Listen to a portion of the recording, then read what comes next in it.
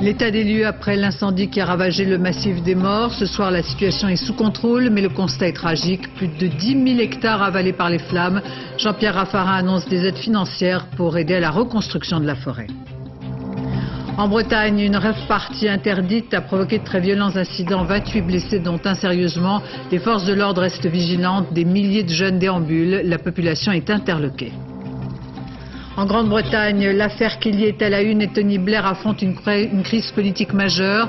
Le chercheur retrouvé vendredi serait mort des suites d'une hémorragie. L'hypothèse du suicide est avancée par les enquêteurs. Le Tour de France avec le duel annoncé Jan Ullrich et Lance Armstrong. Le cycliste allemand a grignoté 7 secondes aux favoris lors de la 13e étape. Madame, Monsieur, bonsoir. Dans le Var, malgré quelques départs de feu sans grande importance, fort heureusement, l'incendie devrait être, selon les pompiers, maîtrisé la nuit prochaine. Pour l'instant, l'absence de vent encourage les pronostics optimistes. Les pompiers restent vigilants, même si le dispositif a été allégé de moitié. Il faut encore sécuriser des dizaines de kilomètres qui sont en lisière de l'incendie. Le point, Caroline Gauthier, Vincent Ferreira. Les pompiers l'ont redouté, cette chaleur, et le mercure a tenu ses promesses. Plus de 35 degrés à l'ombre cet après-midi. Les hommes sont exténués, visages noircis par la fumée, les traits tirés. Ils ne luttent plus contre les flammes, mais contre les fumerolles. 300 mètres en contrebas, ils tentent de sauver les quelques arbres qui ont résisté aux flammes. C'est inaccessible en bas. En bas, c'est coincé, c'est impossible. Il faut y aller à presque à 4 pattes pour passer la maison. Ça va aller. Donc ils ont dû trouver la fumée apparemment, et je lui ai demandé de noyer complètement là. Ouais, ok, bien reçu, surtout que bon, de toute façon tant que ça fumera, on reste là. Et en de multiples endroits, ça fume encore. Un travail harassant pour les pompiers. Noyer la moindre fumée prendra encore plusieurs jours. Le sinistre aura finalement parcouru plus de 10 000 hectares, d'une rare violence. Même celui de 1990 n'avait pas atteint cette intensité. Il y a des endroits, là, c'est dans le creux, là, il n'y a plus rien, 90, c'est ça. Hein. Oui. Il a mis une journée et demie, en partant de là pour arriver à la mer. Là, il a mis 8 heures. Et voilà, c'est tout. Ce soir, les pompiers peuvent enfin s'afficher optimistes. Pas de nouvelles reprises conséquentes, pas de vent, le soleil décline enfin, et la température avec. Le challenge maintenant, c'est de faire toutes les lisières, d'éviter tous les points chauds, et on espère que si le vent ne se relève pas, dans 2-3 jours, en fait, toutes les braises, tout aura refroidi, et on espère ne plus avoir de problème avec ce feu. Voilà. La relève arrivée, les équipes venues des départements les plus lointains regagnent leur massif. La nuit s'annonce plus calme. Enfin, vous diront chacun de ces pompiers. L'incendie du massif des Morts est donc sous contrôle. L'heure est maintenant au bilan et pour évaluer l'ampleur des dégâts sur l'environnement, voici un état des lieux vu du ciel. Ces images aériennes rendent compte à elles seules du désastre, des milliers d'hectares réduits en cendres. Thierry Curtet, Loïc Delamornay, Marine Vincent. Éparses sur la terre calcinée, quelques taches vertes. Ce sont des îlots fragiles de végétation qui ont échappé aux flammes.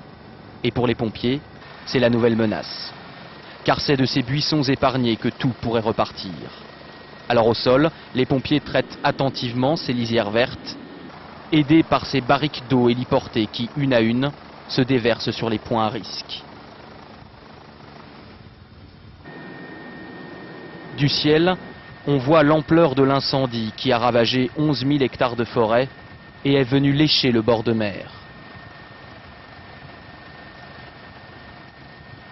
Le feu s'est miraculeusement arrêté en bordure de certains lotissements, épargnant les maisons.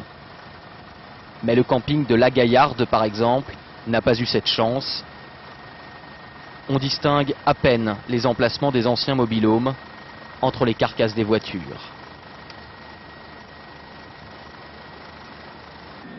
Les pilotes scrutent attentivement la forêt, plus de fumée, mais ils savent que même endormis, le feu demandera encore plusieurs jours de travail aux pompiers. Jean-Pierre Raffarin s'est rendu cet après-midi dans le Var, là où l'incendie a ravagé le massif des Maures. Il a survolé la région pour se rendre compte par lui-même. L'occasion pour le Premier ministre d'annoncer des aides de l'État à destination des communes sinistrées, mais aussi la mise en place d'un contrat de reconstitution écologique en faveur de la forêt des Maures, avec une première enveloppe de 500 000 €. Jean-Pierre Raffarin qui a insisté sur les risques d'incendie liés à la sécheresse. Il n'y a pas de territoire à l'abri, invitant les Français à la vigilance. Après 48 heures de combat contre les flammes, les pompiers devraient travailler en effectif réduit. Tous les fronts sont en voie d'extinction. Les dégâts sont considérables. Ils ont atteint en premier lieu le poumon écologique du Var. C'est l'un des départements les plus boisés de France. La forêt aura du mal à s'en remettre. Elle devra d'ailleurs être repensée. Olivier Théron, Virgile Liado. Un tapis de cendres sur une dizaine de milliers d'hectares. Voilà ce qui reste après le passage du feu. Une catastrophe écologique. Les premiers à réinvestir le massif des Maures, ce sont les gardes de l'Office national des forêts. Toute l'année, ils patrouillent ici, entretiennent les chemins, veillent à la sécurité. Aujourd'hui, pour eux, c'est la pire des journées. Ils établissent la cartographie précise de l'incendie. Ça nous permet de répertorier les peuplements qui ont été brûlés, de faire le contour du feu pour d'éventuels travaux qui seraient à venir. Des travaux par exemple? Ça peut être des travaux de plantation, des travaux de nettoiement. À part le chêne-liège, très résistant aux flammes grâce à son écorce, les autres essences de la forêt méditerranéenne ne survivront pas. Il faudra de longues années pour voir de nouveau un peu de verdure. Le maquis reprendra un peu le dessus. Vous aurez des chênes-lièges pour ceux qui voudront repartir, qui commenceront à refeuiller. Vous aurez de la régénération naturelle de pins maritimes. Et pour avoir à nouveau un paysage bien vert, il faut compter une dizaine d'années. Cette forêt des Maures était sous surveillance depuis le grand incendie de 1990. Ça ne l'a pas empêché de brûler. Pour les élus, il faut peut-être faire évoluer la façon de s'en occuper. Il faut que la forêt soit réappropriée, regagnée, réinvestie par l'homme et par la main de l'homme et habitée, parce qu'une forêt habitée sera une forêt certainement beaucoup mieux protégée que ces grands massifs forestiers que nous connaissons aujourd'hui. Une des pistes avancées pour reconquérir la forêt qui ne cesse de croître pourrait être l'implantation de parcelles de vignes au milieu des massifs. En Corse maintenant, l'incendie qui s'est déclaré en début de semaine près d'Ajaccio reste difficile à combattre parce que difficile d'accès et ce malgré l'appui des Canadair. Des renforts devraient arriver tout au long du week-end. Les flammes ont parcouru 1200 hectares de maquis et de forêt. Une centaine d'hommes sont sur le terrain et tentent de contenir l'incendie dans des zones de crête inhabitées. Partons à présent pour Gardanne, où se trouve l'EPC des secours aériens. En place, un dispositif qui gère et répartit la tâche des Canadair et des hélicoptères bombardiers d'eau. Dans ce QG sont en poste des aiguilleurs de la sécurité civile, des aiguilleurs du feu. Paul de Genève, Alain Dubas, Patrice Brugère. 6000 litres d'eau largués en 14 secondes. Les soldats du feu ont leur bombardier, le Canadair. La sécurité civile en possède 11, basés entre Marignane et la Corse. Aujourd'hui, ils sont tous en vol, mobilisés au-dessus du massif des Maures, mais aussi d'Ajaccio, enchaînant les rotations entre les incendies et la Méditerranée. Pour un Canadair, il faut de larges étendues d'eau pour écoper. Une manœuvre délicate. 500 litres d'eau rentrent chaque seconde dans l'avion, 500 kilos par seconde à gérer par le pilote qui doit maintenir son appareil en vol. La difficulté, trouver un espace suffisamment dégagé sur une mer bondée de touristes. C'est nous qui choisissons en fonction de la position des bateaux, des planches, des jet skis. Et c'est là où après ça devient un petit peu pointu. Quand il y a du monde sur le plan d'eau, vous le comprenez bien, hein, on ne sait pas très bien ce que vont faire les gens. Dès les premières heures du jour, les Canadair décollent de la base de Marignane. Ils voleront jusqu'à la nuit. Seule limite pour ces pilotes. C'est ici, au PC opérationnel de la sécurité civile à Gardanne, que l'action des Canadair est dirigée. Ils ne sont qu'un élément de l'immense dispositif mis en place ces derniers jours. Nous coordonnons notamment les moyens aériens de la sécurité civile, c'est-à-dire les moyens de la base aérienne de Marignane, les trackers, les Canadair et les Fokker, ainsi que les avions d'observation. Et de plus, nous coordonnons l'action des moyens des unités d'intervention de la sécurité civile qui sont positionnés pendant la saison feu de forêt dans la zone sud. Demain, les Canadair reprendront leur largage au-dessus de la Corse et du Var et resteront mobilisés jusqu'au dernier incendie. Dans les Landes, touchées à la fois par la tempête puis les incendies, on a tout fait pour remettre au plus vite en état les campings qui ont souffert et gérer au mieux l'arrivée des vacanciers. Amaury Guibert, Nicolas Prader. On va vous y conduire. Ils sont un peu perdus, Yvette et Francis. Arrivés de Dieppe cet après-midi, ils découvrent un camping où ils ne devaient pas passer leurs 8 jours de vacances. À l'origine, ils avaient réservé ici dans l'un des campings de Biscarrosse, dévasté par la tempête. Relogés dans l'urgence, Yvette et Francis découvrent leur bungalow. Il n'est pas en fonction de frigidaire. C'était hors de question d'annuler les vacances. Dans des tempêtes, vous savez, il y en a partout, et puis il y en a n'importe où. Hein. Donc, au petit bonheur la chance, et puis c'est tout. On verra bien. Hein. C'est vrai que maintenant, les arbres nous font un peu peur quand même. Même dans les campings ouverts, le souvenir de la tempête est encore présent. Avec en plus la pollution du Prestige, les vacanciers manquent. La saison 2003 est une saison noire. Alors le camping La Técoère est fermé, madame. Oui, pour toute la saison 2003. Pour toute la à l'Office du tourisme, on essaye tant bien que mal de faire face. On fait la course contre la montre pour récupérer les hébergements qui sont disponibles, sachant que les 2 campings de Biscarrosse-Plage qui n'ont pas été vraiment endommagés sont complets. Autre motif d'espoir, la solidarité. Cette dame est venue prêter main forte au camping sinistré. Bon, d'accord, je veux bien aider, donner un coup de main, mais ce qu'ils ont besoin, moi, on m'avait dit pour faire du nettoyage et des bungalows. Les campings touchés par la tempête espèrent pouvoir réouvrir d'ici une semaine au pire pour le mois d'août, avec l'espoir d'attirer de nouveau les foules sur les plages de Biscarrosse. Dans le Morbihan, une rave-party interdite a provoqué de violents incidents la nuit dernière. 1 blessé grave, 28 blessés légers lors d'affrontements avec les forces de l'ordre. Depuis, des centaines de jeunes déambulent dans la région. Sur place, la population est interloquée. Olivier Sioux, Olivier Lunza. Ils ne passeront pas, disaient d'une seule voix les préfets des 4 départements bretons. Eh bien, ils sont passés, ils se sont installés, certes un peu moins nombreux que prévu. Ils ont même un peu de son, malgré les 21 saisies de matériel effectuées en 2 jours. Et il en arrive encore, sous l'œil de riverains, vaguement inquiets. La musique va être en haut, donc je pense pas qu'il y aura la bagarre ici. Hein. Si on vient pas les provoquer, je pense pas que ce sera calme. Bon, il y aura du bruit, mais pas... Car pour beaucoup de gens ici, ce sont bien des provocations réciproques qui expliquent la nuit d'émeute qu'a vécu le Fawet. Après 3 jours de cache-cache avec les forces de l'ordre, plusieurs milliers de ravers venaient de se poser par surprise, tout près de ce paisible bourg. Pendant 6 heures, ils se sont affrontés avec les gendarmes. Au petit matin, on fait le bilan, il est très lourd. Mon père, il est là, il est en larmes, allongé dans l'herbe. Sa mère vient d'appeler pour nous dire qu'il était à l'hosto, il a plus de main là. Le jeune homme, l'un des 28 blessés de la nuit, a dû être amputé dans la journée. Les habitants, eux, ont eu la peur de leur vie. Je suis trop démontée pour dire ce que je pense. Que j'arriverai encore à dire des bêtises et puis je le regretterai. La cabane du jardin est totalement détruite. J'avais un évier, j'avais des fenêtres avec des volets. En face, la préfète assume sans état d'âme la vigueur de l'intervention des gendarmes, grenade à l'appui. C'est tout d'un coup un comportement agressif, très agressif et dans une durée longue.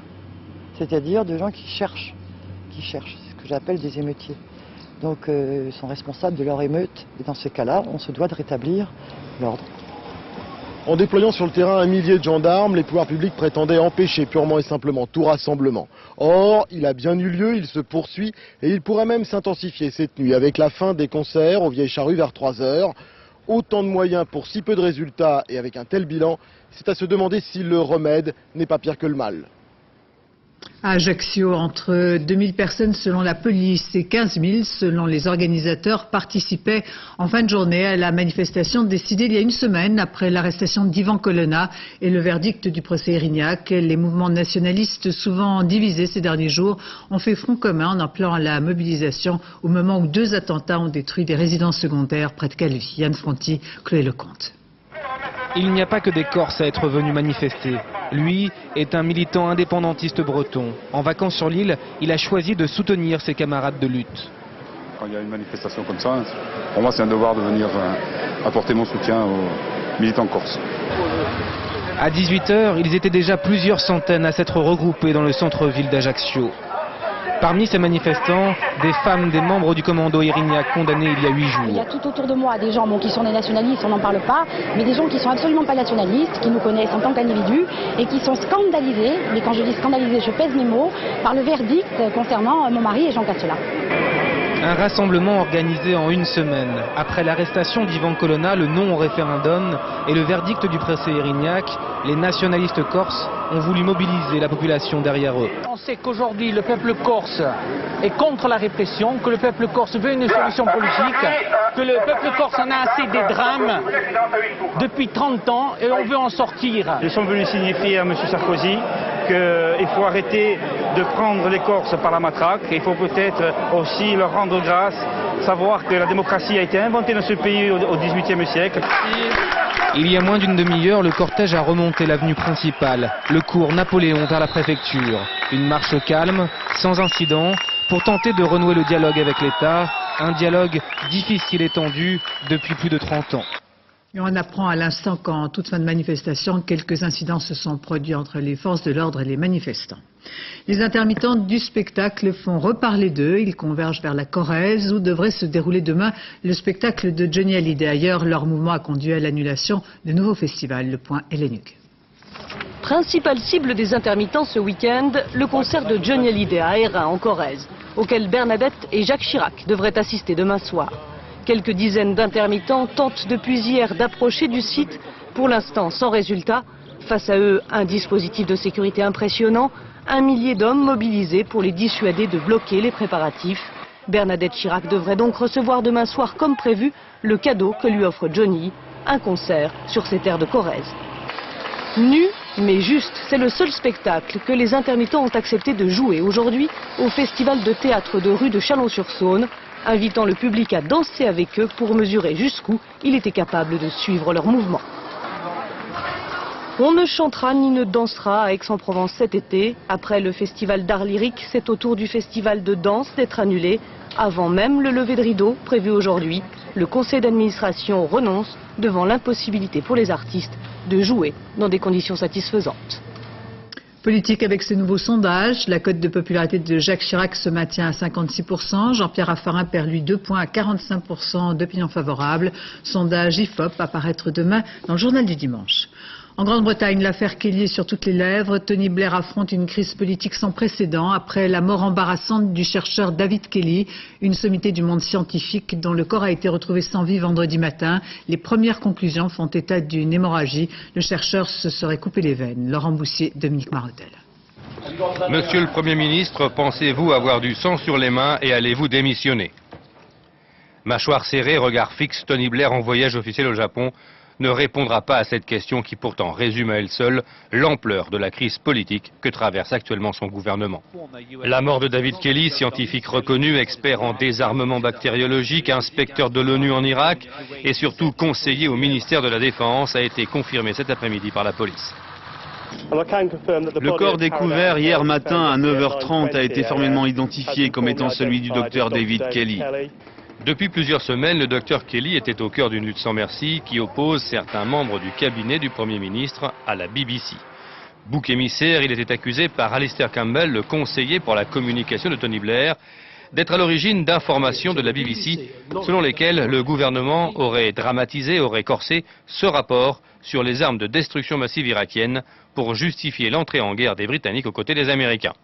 Sous pression, peu habitué au combat politicien, le docteur Kelly a donc mis fin à ses jours. C'était un expert. Et je n'oublierai jamais la manière dont il disait que, quelles que soient les pressions politiques, il fallait toujours dire la vérité, toute la vérité. C'est peut-être pour cette raison que ce drame terrible est arrivé. Fier de vous, titrait ce matin le Daily Mail qui publiait à la une les photos de Tony Blair, d'Alistair Campbell et de Geoffrey Hoon, le ministre de la Défense.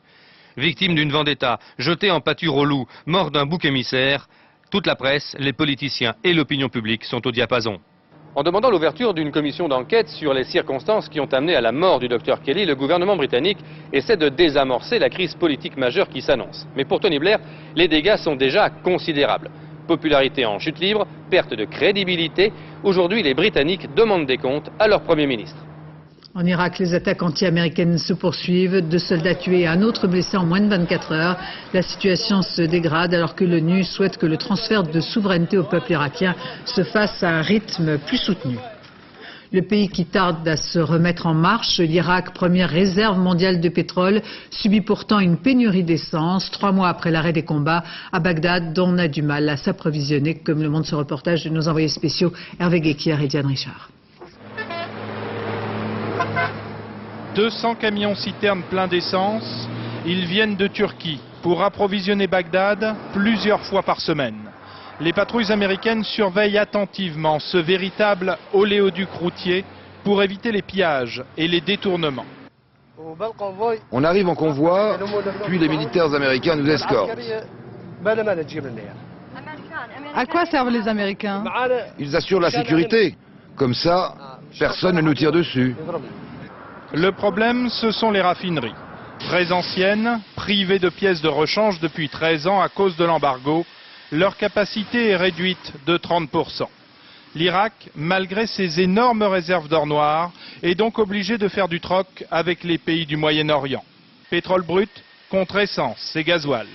Pour limiter les importations, ingénieurs et techniciens font l'impossible. Partout ailleurs, ce serait un musée. Mais ici, ça marche. La preuve, même si on raffine moins qu'avant, on produit encore de l'essence et du gaz. C'est notre fierté. Aux stations-service, mieux vaut respecter les consignes. Et surtout faire preuve de patience, 1 heure ou 2 d'attente, par plus de 50 degrés, quand par chance, il y a du carburant. On a de l'essence, mais il n'y a pas de règles pour la distribuer. Les Américains font ça exprès pour que les Irakiens soient toujours dépendants d'eux pour l'essence, le gaz et l'électricité. Les files d'attente ne vont pas se résorber de sitôt. L'Irak, riche en pétrole brut, dépendra encore longtemps de ses pays voisins. La production d'or noir ne devrait atteindre son niveau d'avant-guerre que dans 1 an, au minimum. Au Libéria, un photographe français a été gravement blessé lors de combats qui se déroulent près de la capitale, c'est-à-dire près de Moravia. Ce samedi, classé rouge sur les routes de France, rien de catastrophique, certes, des bouchons. Il fallait s'armer de patience, notamment dans la vallée du Rhône, mais globalement, la circulation est à nouveau fluide. Ce sont plutôt nos voisins européens qui roulent au pas. Fanny Auvergne. Des centaines de voitures au ralenti, à perte de vue. Entre Nîmes et Montpellier ce matin, la circulation était difficile. Un peu avant Montpellier, ça bouchait, les stations de service, aires de repos, tout était pris d'assaut et voilà, ça a été pratiquement 1h30, on est reparti, c'était un peu plus fluide et voilà, ça a épaissi là un peu. Parfois ça roule bien, ça ralentit beaucoup, ça roule bien, ça ralentit. Au total, 20 km de bouchons sur cette autoroute A9 avant de pouvoir rejoindre les plages du Languedoc-Roussillon ou de l'Espagne. Même situation plus à l'est sur l'autoroute A7 dans la vallée du Rhône. Trafic ralenti sur 160 km entre Vienne en Isère et Orange dans le Vaucluse. Enfin, sur la 10 en direction de Bordeaux, de nombreux ralentissements étaient signalés près d'Orléans et de Niort. Une circulation dense mais pas catastrophique. Au plus fort de la journée, 300 km de bouchons cumulés dans toute la France, soit moitié moins que la semaine dernière. Enfin, la journée était aussi classée rouge en Europe. En Autriche ou en Suisse, par exemple, les axes vers la France et l'Italie étaient complètement saturés. La sécheresse qui s'étend et s'installe en France. Les agriculteurs sont obligés de faire face au manque de fourrage pour leur bétail. Ailleurs, ce sont les cours d'eau qui ont dangereusement baissé. Le point, Laurence Deleur, Guillaume Viard. Des prés brûlés, sans aucune herbe, et des troupeaux qui n'ont rien à manger. Pour nourrir ses bêtes, Camille Chouvy est obligé de puiser depuis 3 mois déjà dans ses réserves de foin de l'hiver prochain. Il y a très peu de foin au fond. D'habitude, une année normale, on vient empiler jusqu'ici. Et puis là, on n'a guère plus que 100 ballots d'empiler au fond. Seule solution, se procurer de la paille. L'éleveur en a commandé 200 tonnes à des agriculteurs de Seine-et-Marne. Mais si certains l'obtiennent gratuitement, Camille Chouvy, lui, l'achète 15 € la tonne, auquel s'ajoutent 22 € de coûts de pressage et 38 € de coûts de transport. Prix total, 75 €. Pour payer la facture, l'éleveur devra vendre une partie de son cheptel. Autre problème, les restrictions d'eau. Dans le Tarn, l'irrigation de ces vergers doit être interrompue 2 jours par semaine. Une mesure qui intervient à une période critique où le fruit a justement besoin de beaucoup d'eau pour grossir. Même inquiétude du côté des céréaliers, un arrêté préfectoral impose de diminuer l'arrosage. Or le maïs est déjà en déficit d'eau. Enfin, autre conséquence de la sécheresse, les poissons de certaines rivières sont menacés. 22,5 degrés pour l'Ain actuellement, l'un des cours d'eau de plaine les plus froids de France habituellement. Les pompiers aspirent l'eau de la rivière et la rejettent quelques mètres plus loin pour redonner de l'oxygène aux truites et aux ombres. Une méthode au résultat incertain, c'est la première fois qu'une telle expérience est tentée ici. Et avec la canicule, le retour de la pollution à l'ozone qui touche Paris, le nord et l'est de l'Île-de-France. Niveau 1 d'alerte selon Air Paris. Venons-en à cette pollution passée inaperçue pendant de nombreuses années et qui atteint désormais la région sud de Strasbourg. Il y a plus de 30 ans, une cargaison de solvants industriels s'est déversée sur le sol à la suite d'un accident. Mais ce n'est qu'aujourd'hui que les autorités locales ont décidé de prendre les choses en main et de faire des travaux. Sophie Mézel, Annie Triboire. La commune de Benfeld, à 35 km au sud de Strasbourg, avait quasiment oublié l'événement. C'était en décembre 1970. Un camion-citerne manque un virage à la sortie de la ville. Le camion se renverse, sa citerne se fissure et laisse échapper sa cargaison. 13 000 litres de solvant industriel. Le produit s'est déversé sur la chaussée et puis une partie a été récupérée et malheureusement une autre partie est restée sur place. 20 ans plus tard, en tout cas, cette histoire n'est plus du tout dans les mémoires, quand à une dizaine de kilomètres de là, la commune d'Erstein inaugure un tout nouveau puits. Nous sommes en 1991. Une réglementation vient d'être mise en place, rendant obligatoire des analyses détaillées de la qualité de l'eau. Et là, on découvre le poteau rose. L'eau du puits est fortement contaminée. Le solvant industriel, le tétrachlorure de carbone du camion, a lentement cheminé sous terre, infiltrant la nappe phréatique. Le solvant étant dangereux pour la santé, une installation provisoire est aussitôt construite pour assainir l'eau. En 1998, le puits et la station de traitement sont abandonnés, alors que vient d'être mis en service un nouveau puits. Aucun danger avec celui-ci, il n'est pas situé sur la zone contaminée. Le poison est pourtant, 33 ans plus tard, toujours rampant, à 50 mètres sous terre, menaçant les villes alentours. À terme, si on ne faisait vraiment rien, je pense que la pollution atteindrait la communauté urbaine de Strasbourg. Aujourd'hui, 3 cabinets d'études planchent sur les modalités de décontamination, avec un objectif, démarrer enfin les travaux d'ici 1 an. Un parfum de vacances dans la capitale. Paris-Plage s'ouvre demain. Pour la 2e année consécutive, les Parisiens vont retrouver palmiers, parasols et transats sur les berges de la Seine. Les organisateurs sont fin prêts et après le succès de l'année dernière, une 2e plage sera à la disposition du public.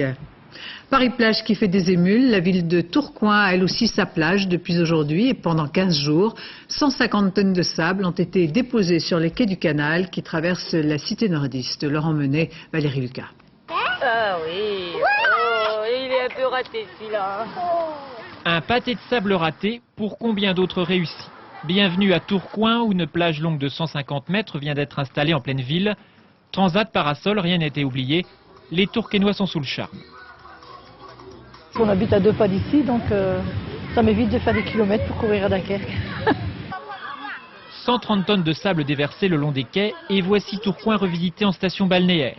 Les enfants mais aussi les adultes peuvent y trouver leur bonheur. Le projet vise surtout à offrir des loisirs à ceux qui ne partent pas en vacances. L'idée pour nous, c'était pas tant de reconstituer une plage en ville que de faire un espace gratuit pour tout le monde. Des gens en maillot de bain, en claquettes et tout ça. Il y a des petits enfants avec des châteaux de sable. C'est un lieu de loisirs gratuit par définition, c'est quand même le bord de mer. La mer, sauf qu'ici il est impossible de se baigner, même si cette maître nageuse peut faire croire l'inverse. Restent alors les barques pour se balader sur le canal, histoire de se rapprocher de l'eau. C'est très sympathique, ça nous change un petit peu, ça fait un peu d'exotisme, ça nous permet de passer en vacances, c'est un petit quelque chose. Cette année on n'est pas parti. Justement, oui, on n'est pas parti cette année, ça nous permet de faire une petite sortie supplémentaire.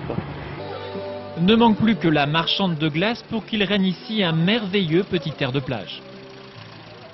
Le dernier voyage du Concorde laissera cette image inédite, celle du supersonique transporté sur le Rhin à bord d'une immense barge construite pour l'occasion. L'appareil acquis pour €1 symbolique finira ses jours au musée technique de Silsheim en Allemagne. Martin Guess.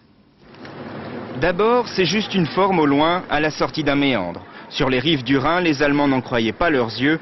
Accompagné par un vol d'oies sauvages, c'est le Concorde qui vogue vers sa dernière destination. Le roi Concorde, à qui on a dû couper les ailes, impossible de passer par la route. Le gros problème, c'est l'incroyable envergure du Concorde. Même sans les ailes, il était impossible de le transporter sur une autoroute, car il empiétait sur les voies d'en face. L'arrière de l'avion, le châssis et les ailes sont chargés de leur côté sur un camion de 160 tonnes. Un ultime voyage sous les yeux des passionnés de Concorde. L'avion sera remonté au musée de Sinsheim. Air France l'a cédé pour 1 euro symbolique.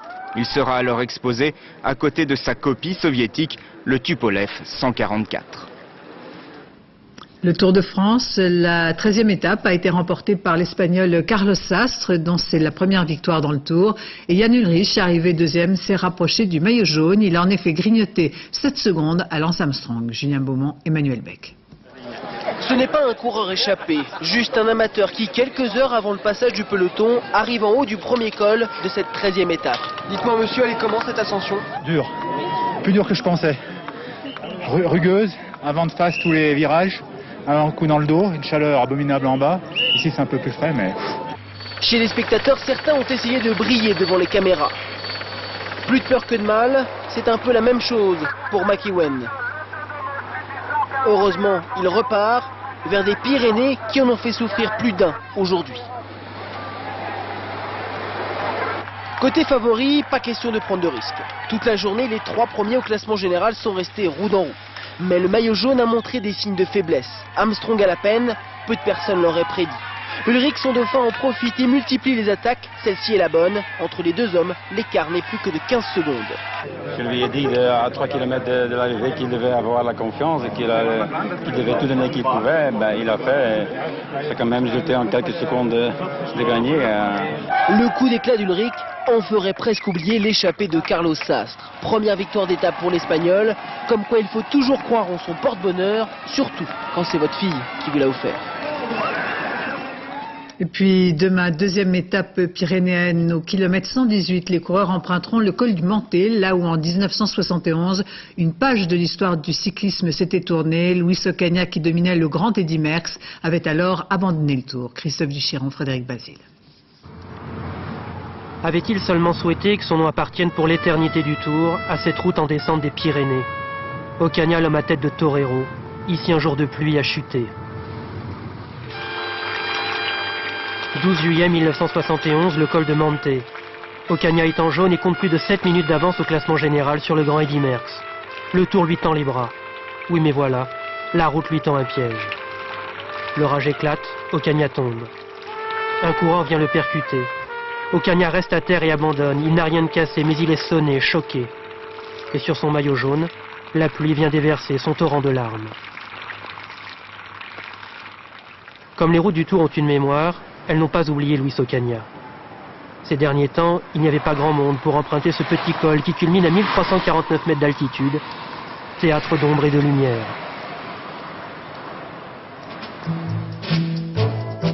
On peut dire que c'est en arrivant à cette clinique... Ce 12 juillet 1971, dans la cuisine familiale, s'échappant du poste de radio posé sur la toile cirée, l'écrivain Christian Laborde écoutait la route du Tour sur France Inter. Ce jour-là, comme son héros, Laborde avait pleuré. Le col du Mantet doit tout à Luis Ocaña. Et Luis Ocaña doit beaucoup aussi au col du Mantet. Parce que finalement, le maillot jaune s'est mêlé à la boue et à la pluie de la montagne. Et il me semble que tout ce qu'il y a d'épopée dans le Tour de France est singulièrement incarné par Luis Ocaña en cet après-midi du 12 juillet 1971. Dans la descente du col, 7 km environ après le sommet, parfois, certains coureurs s'arrêtent. Dans le virage maudit, il y a une plaque aux allures un peu trop funèbres. On peut y lire que le 12 juillet 71, sur une route transformée en torrent de boue, Ocaña abandonnait tous ses espoirs de victoire. Ce jour-là, Luis n'était pas mort, seulement blessé, lui l'orgueilleux cycliste espagnol qui remportera la grande boucle en 1973, qui se suicidera en 1994, qui avait laissé beaucoup de lui-même sur le bitume d'un col pyrénéen. En football, fin du feuilleton Ronaldinho, la star brésilienne du PSG âgée de 23 ans, jouera l'année prochaine au FC Barcelone. Le club catalan double donc sur le fil Manchester United qui cherchait à engager le champion du monde. Le transfert est estimé à 30 millions d'euros. L'année de la Chine en France, l'occasion de découvrir la photographe officielle de Mao. Son nom nous est inconnu, en revanche ses photos ont fait le tour du monde. Hubo est à l'honneur avec les rencontres de la photo d'Arles. Isabelle Béchler, Thierry Breton. Dans les entrepôts SNCF d'Arles, on trouve une singulière concentration de photographies chinoises. Mao Tse-tung flotte, colorisée, dans des poses des années 50 et 60. Les images de propagande de la Chine nouvelle, qui avait déjà fait le tour du monde, voisinent avec des photos plus intimes de la vie familiale du grand timonier. Certains sont des clichés inédits jusque-là. Plus étonnant, leur auteur est là aussi. C'est Hubo, une petite dame de 80 ans, qui voyage hors d'Asie pour la première fois. C'était à Beidairos sur la plage. Je n'ai pu déclencher qu'une seule fois, faute de pellicule. Nous étions très pauvres à l'époque. Aujourd'hui, on a construit une statue sur le site dessinée à partir de ma photo. Hubo est l'auteur anonyme jusque-là de cette image célébrissime dans le monde entier. Mao adorait nager. Il le faisait à chaque occasion, quel que soit le danger ou le courant. Moi qui ne savais pas très bien nager, je n'étais pas très rassurée. Je tanguais sur une barque à essayer de faire la photo. Il y a d'autres clichés jamais vus à l'étranger. L'intimité du leader chinois avec ses enfants, où il était si détendu que la photo n'a été publiée que 17 ans après sa mort. Hubo a surpris ces moments car elle était admise dans le Saint des Saints. Pour cette photo, quand Mao a annoncé la naissance de la République populaire, j'étais accroupie et prête à tomber. J'ai senti que quelqu'un me retenait par la manche. Vous imaginez, c'était Chuen Lai, le numéro 3 du parti en personne. Travailler si près de Mao n'était pas de tourpeau. Au début de la révolution culturelle, Madame Mao, jalouse et soupçonneuse, a envoyé Hubo en camp de travail. Son ralliement de la première heure à la longue marche ne l'aura donc pas protégé des pires excès. Pourtant, aujourd'hui, elle savoure avec placidité une reconnaissance tardive. Place à la musique avec l'ouverture du Festival des Vieilles Charrues à Carhaix. Sur scène hier soir, le retour des Pretenders, ce groupe de rock mythique des années 80 qui a toujours ses fans.